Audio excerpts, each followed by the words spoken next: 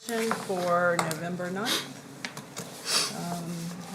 I'll call the meeting to order and turn it over to Dr. Spence for items of information. All right, we'll start with Ms. Cody for the financial report.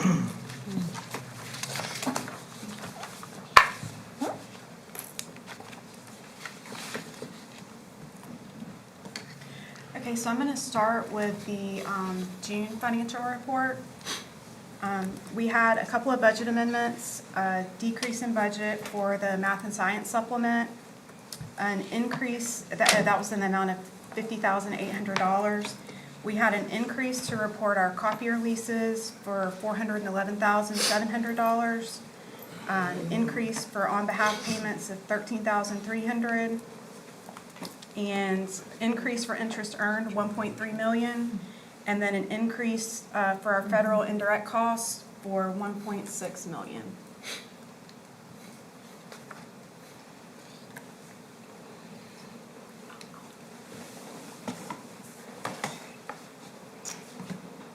And then for the financials, oh, that's September.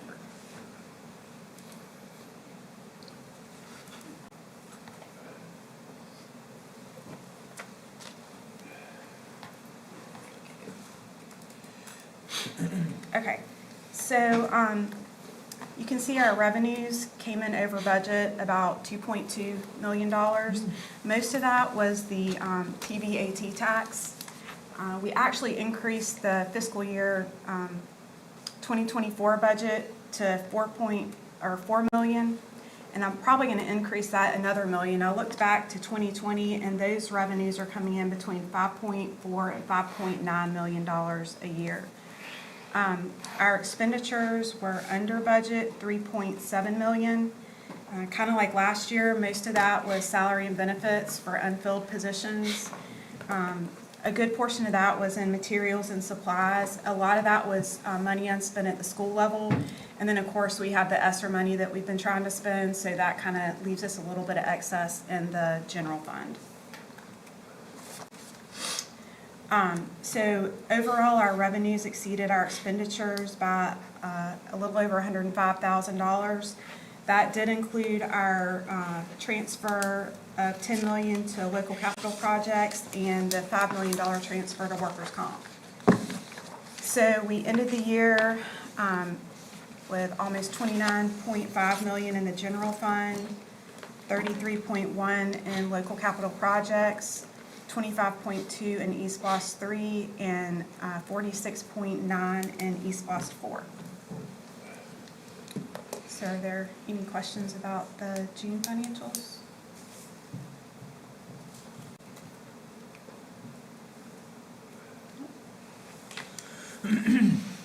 Okay, then I will move along to September. We had a few budget amendments in September. Increase to record our CTAE funds of $36,000, an increase to record our school security grant for $850,000, and an increase to record the school bus allocation for $440,600. Our year-to-date revenues are at about 11.8% of budget. You can see that most of that is in the local taxes. We're only at 3.6%. So I would expect that to be more in line with the budget once our property tax revenues start coming in. Our expenditures were at 19.9% of budget. Our August sales tax collected, received in September, were $2.8 million, and sales tax collections received in September of 2023 were 1.3 lower than September of 2022. And then for the investment analysis,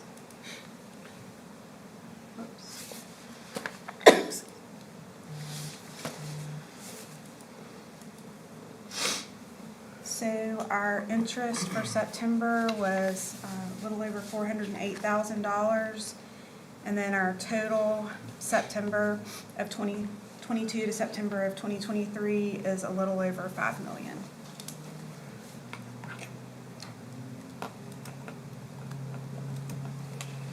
Any questions for Ms. Cody? Next, we will go with the Glynn Academy Physical Education Edition. Mr. Blackerby.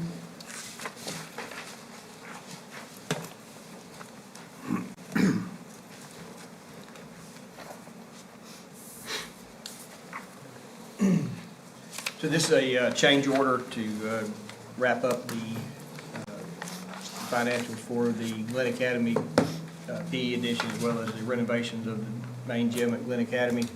And this is a negative change order, so it's a crediting back to us $142,693.38. So it was unspent, basically unspent contingency money in the project. Any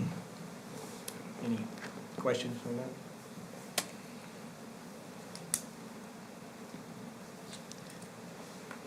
And the next item is a recommendation to purchase Promethean panels. This is for 45 Promethean panels. This the D9 series panel. This replaces the remaining D6 panels that are currently in some of our classrooms and brings everyone up to a level playing field. These are at a variety of different facilities. It's not targeted at one facility, but these were older panels that no longer have the same functionality as the newer version, and this brings everybody up again to the same level. And the cost for that is $181,275, and it's the quote is through the I think it's the TIPS contract, yes, to STS Education. Any questions? We'll move on to East Bluffs projects and the GOO report.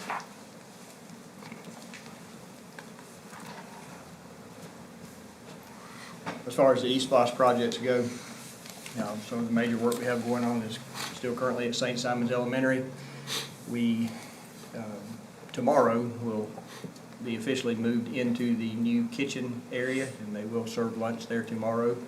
And then beginning Monday morning, they'll be doing full service breakfast and lunch there, and that will be the kitchen from now on. The admin area is, we had a few delays in some supplies. We were hoping to get moved into there by the end of November. It looks like now it's going to be more like the second week of December before we have some delays with windows and doors, basically. That's keeping us from finishing a few items there. The gym is moving along good, and we hope to, in another couple of months, be able to move into that after the Christmas holidays. So things are moving well there. And again, as soon as we get food service going into the new kitchen next week, then we'll start the demolition of the old kitchen and be able to wrap up some of the site work and have a little more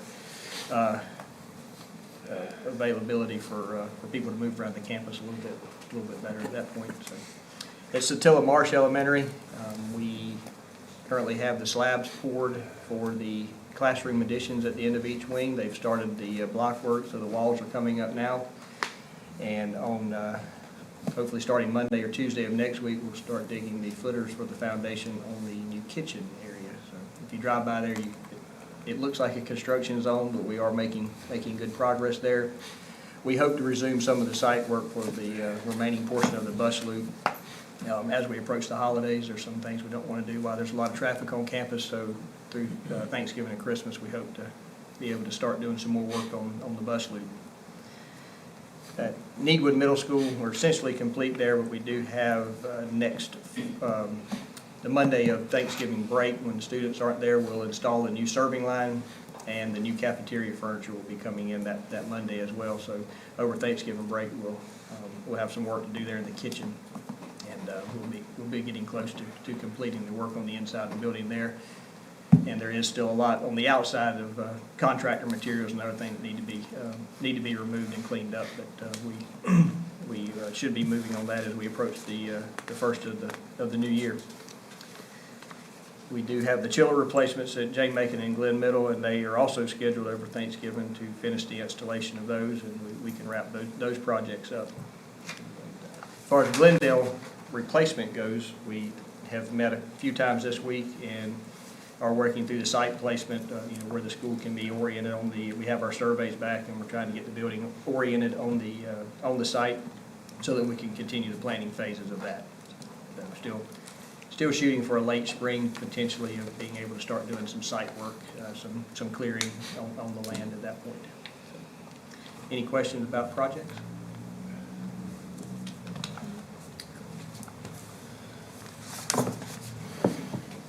And as far as the good report goes, I've already talked about the projects, but you can see some other descriptions of things on the first page. But on page 6, it is our sales tax for the month of October, which you can see it was around 2.8 million.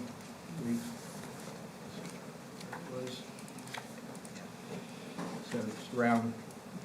We went back up again this month, so we did see a slight increase over the previous October. And just doing some general calculations comparing to our collections over the past year, it does look like, unless something drastic changes, we're looking at probably at the latest April-May timeframe when we would be reach the 112 million point. Any questions for Mr. Blackerby? Ms. Haywood with a mental health update.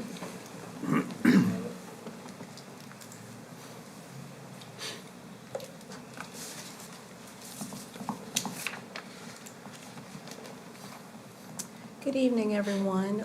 Tonight we just wanted to provide a mental health update on the supports provided for our students and staff. Like with our academic supports, we model a multi-tiered system of support where we have tiers 1, 2, and 3.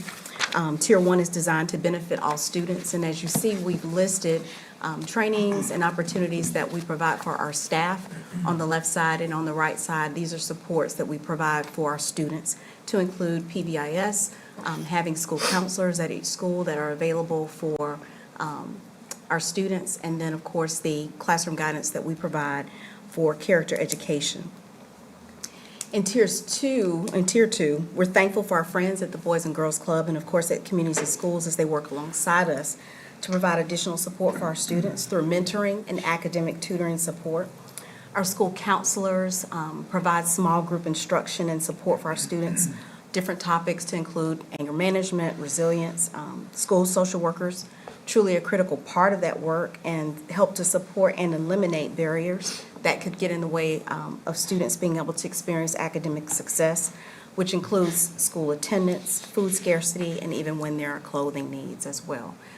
We're grateful that we have partners like communities and schools that can help us in that regard. Tier 3, as I mentioned, or will mention to you, Tier 3 is more individualized and intensive for small groups that can number from 1 to 3. It's more individualized, and our school social workers, our school psychologists and counselors help bridge the gap. We're really excited about being able to continue with our telehealth support through United Behavioral Health. This year we are piloting some additional telehealth opportunities through ESE. Those schools that are included in that pilot are Goodyear Elementary, Altama Elementary, Sterling Elementary, and Risley Middle School. We have an MOU with ESE, so we're able to expand those services as they're needed. We, as a matter of fact, had a call today and looking at adding an additional school for support in that regard. But we just felt it was important to make sure that the board knew about some of the supports that we have. Our mental health coordinator is a key part of this. She facilitates and helps us with our telehealth appointments, making sure that those are taken care of for ESE. And of course, our telehealth nurse is another critical part.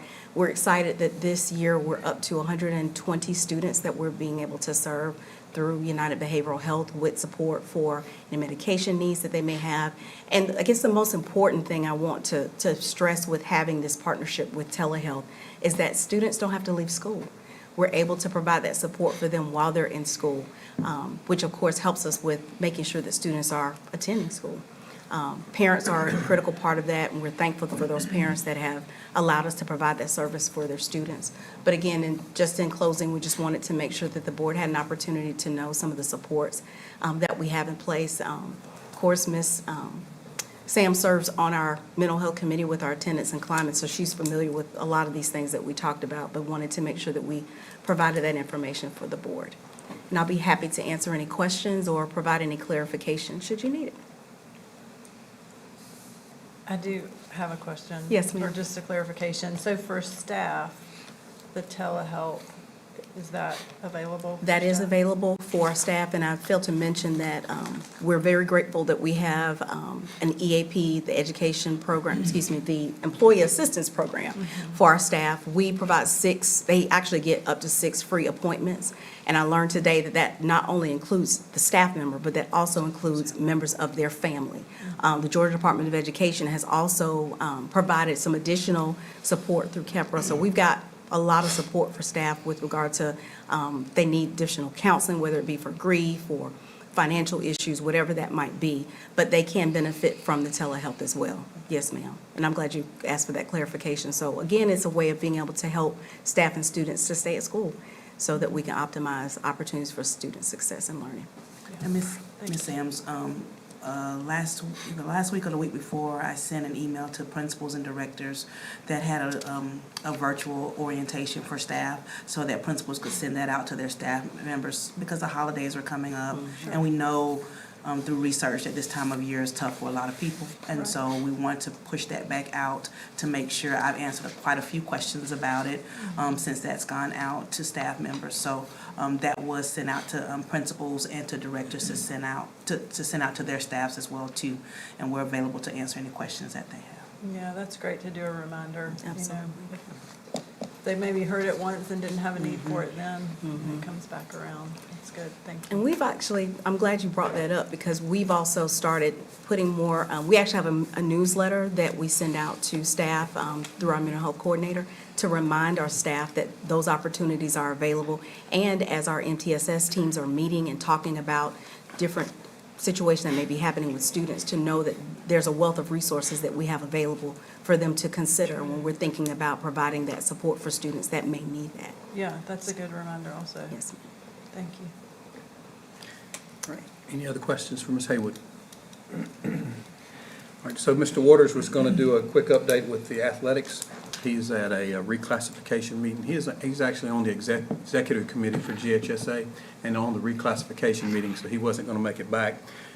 The state is moving from 7 classifications to 6 next year, and we're going to be in 6A.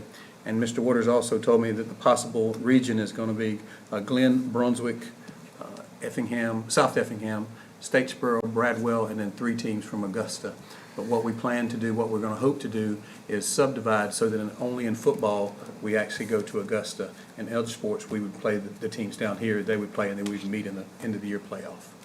And so that's what we hope to do, if possible. But that's not locked in stone. The 5A, we're in 5A, which is the second highest classification. So go ahead. So our stadium was voted the 3rd nicest in high school. I haven't seen one better, so I find it hard to believe it's 3rd nicest, but yeah. And then moving on, you can see the number of teams that we have at each level. I remember when we didn't have middle school athletics and we only had like 5 sports at the high school, so we've certainly improved on that. Moving on, you can see the high school sports that we offer.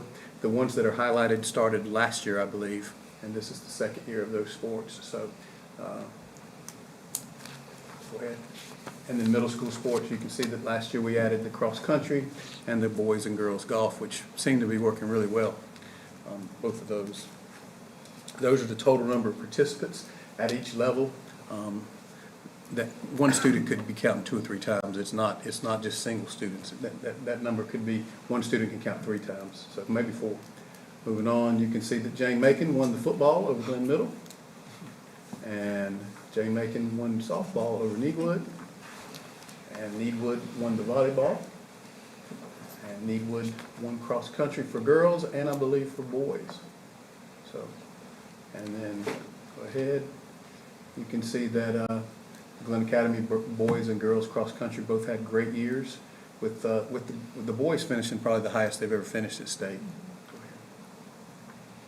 And then Brunswick High had a pretty good year with, finished 27th overall in state, and you can see the two girls who did well. One of them, Sydney Haywood. I know Miss Haywood's proud of that. Absolutely. High school sports, Glynn Academy made it to the Sweet 16, finished with a very good record, and Brunswick High not so good in volleyball this year, but maybe they'll be better next year. Softball teams did not make it to the state playoffs. Probably one of the only teams that we have that didn't make it to the state playoffs this year. Glynn Academy won the one-act plated region, and we'll move on to the state, and Brunswick High finished second. And then the cheer team from Glynn Academy will advance to the state championship, and they won, you can see they won the Battle of the Borough. Glynn Academy football finished second. They will host Jonesboro Friday night with an 8-2 record, and then Brunswick High finished third. They lost a tough one to Effingham, and with a 6-3 record. Remember, they had the game canceled early in the season with the team from Florida. They will go to Monday's meal. Those are our current sports that are taking place right now, still going on. And we talked a little bit about reclassification, and then that's a topic right now is NIL, name, image, and likeness. The state has actually got ahead of that. I'm not sure how that will work, but the GHSA is on top of it. And you can see some stuff from Dr. Hines about name, image, and likeness, and I guess Steve highlighted that, just talking about things that couldn't be used. And there's, if you want more information on name, image, and likeness, you can see going down, there are some sites you can visit. So, any questions about athletics? I plan to have Steve do that every 9 weeks. Any questions?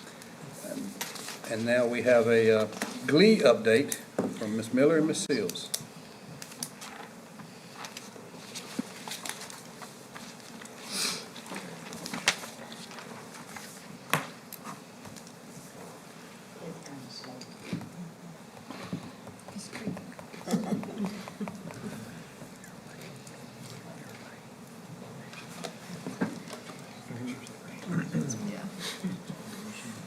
I will say that we've been, Dr. Spence and his cabinet, we've been visiting schools in the afternoons, just trying to listen to teachers and hear some feedback directly from them. And almost every school we've visited so far, teachers have said, thank you for the childcare. So I think that that was definitely a positive. For sure. They want more sites now, more locations. And we currently have how many sites? 2 sites. Just 2? And we have a waiting list? Yeah, there's a waiting list. Oh. So I currently, didn't see you behind Ms. Seals, I apologize. Jesus, where's this voice coming from? so currently we have 31 total children that we're serving, and you can see there's 2 classrooms at Altama. There's a 0 to 1 year classroom and a 2 to 3 classroom, and then there's 2 classrooms at Faces as well. So we just kind of wanted to give you a glimpse into the day of a Glee classroom. So this is one of our classrooms. You can see the border walls are up, and then their cribs are over here where they take their naps. And that's 2 of our little students in Glee. And then this is another 1-year-old classroom.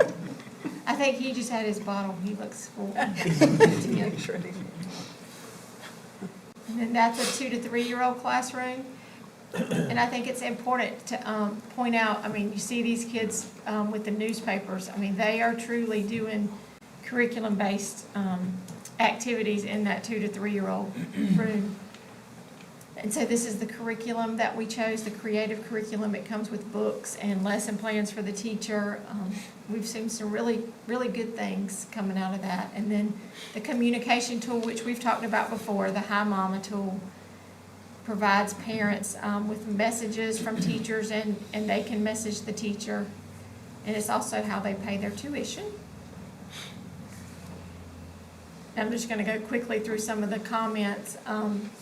You know, they have 2 children, and they wouldn't be able to work for the school district if they didn't have this daycare offered. One that I wanted to make sure to highlight is, this is a parent of a child that has special needs, some medical needs that the staff in these Glee rooms tend to for her.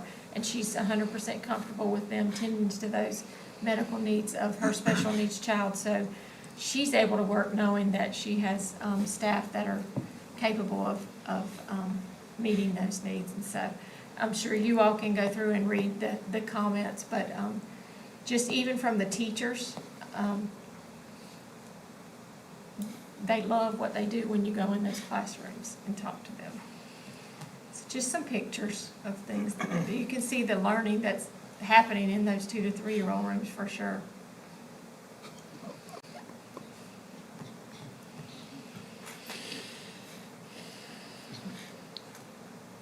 And they dressed up. I wanted to point out this picture especially, so when they come in the mornings in the 2 to 3 year old classrooms, there's a schoolhouse over here and a house over here, so if they're in attendance that day, they have to be able to identify their name. And they slide their name on the smart board over to the school because they're there that day. So that's how they take attendance in the mornings.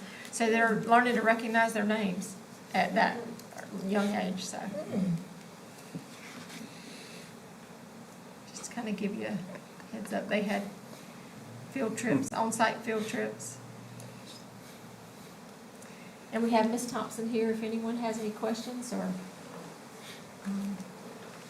she kind of heads it up for us at both locations. Any questions? Sam's, that is all I have. All right, thank you to everyone. And thank y'all for the glimpse into the world of the littlest people in our district. All right, let's see, I'll entertain a motion to enter into executive session for land, legal, personnel, and safety. So moved. Second. Motion by Mr. Etchie and second by Ms. Gibbons. All in favor of entering into executive session? It's unanimous with 6 votes at 5:47. Thank you.